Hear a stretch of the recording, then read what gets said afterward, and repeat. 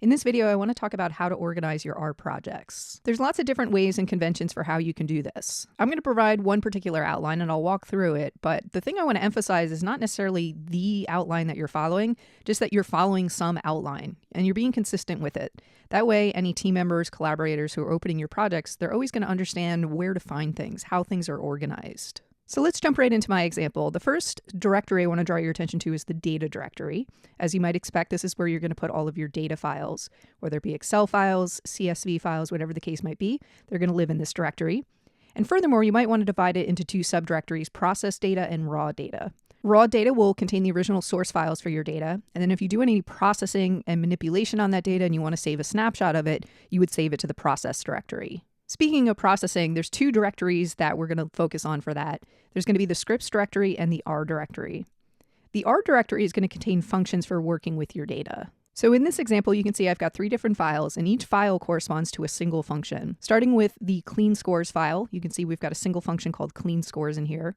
And the job of this function is to clean my score data. It's going to go through and remove any missing values, deal with outliers, and make any necessary type conversions. Then I have a function file for fit score model that'll do some analysis, and then finally a function file for some plotting. So the general theme we're aiming for here is this sort of divide and conquer. Everything is clearly divided. I have these unique functions with their unique responsibilities. And one thing to notice is I'm not invoking any of the functions within this R folder. I'm simply designing them. I'm creating these utilities. Where they're going to get invoked is going to happen down in my scripts directory. This is where I'm going to lay out the actual workflow of my project. Right now I have a single file just called scores.r. And really this is where all the heavy lifting happens. So I start by loading external packages I need. Then I source any of my function utilities that I designed within my R subdirectory. I load my data.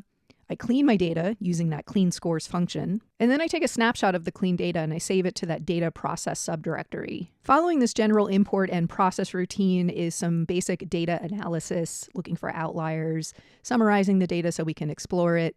And then we get into some modeling and plotting, taking advantage of those fit score model and plot scores functions that were designed in our R subdirectory. Both of these steps make reference to this outputs subdirectory, which is another directory we have in this project. And as the name implies, this is where any outputs produced by our code are going to go. So in the case of this fit score model, we have a text summary that gets written to the output subdirectory. And then in the case of generating a plot, we have a ping file that's going to be written there. And I've previously run this code so you can see the results of that. So here is the output of our model summary captured nicely there. And then here is the ping file with our plot. The final step in our workflow is to generate a Quarto report. And this is going to reference a reports subdirectory where we have our QMD file that has all of the details we need to generate our report. Now, the rendered output of this report, just like our model summary and our plot, is an output of this project. So it too is going to be written to the output subdirectory. And you can see that here, there's a report subdirectory within there that has the HTML files for our rendered Quarto report. Now, the way that that is managed is there's a quarto.yaml file in the root of our directory. It's _quarto.yml. And here I have a configuration output directory that indicates where rendered reports should be put, and we're specifying our output subdirectory.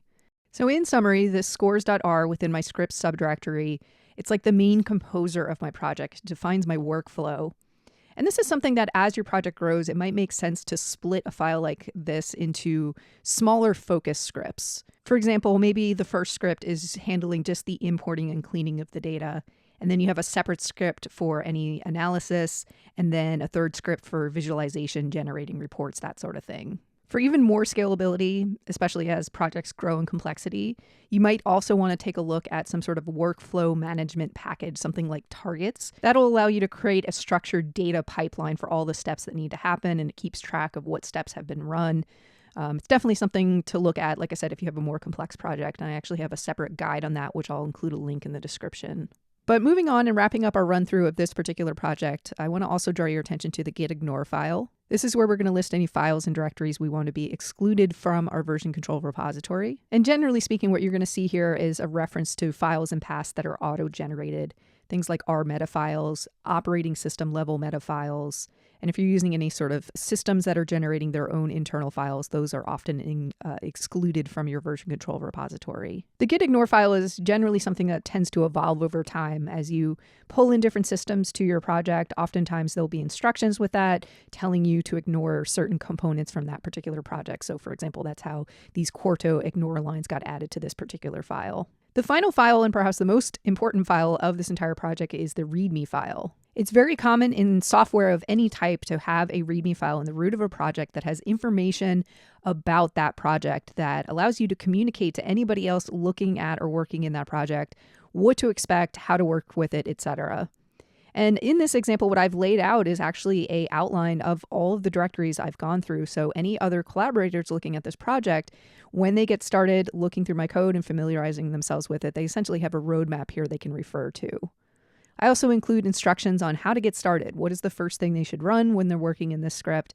And really any other details that you would want somebody else to know to be successful when working with your code, you would want to put that in your README file. To wrap things up, I want to draw your attention to the notes that accompany this video. You'll find a link in the description.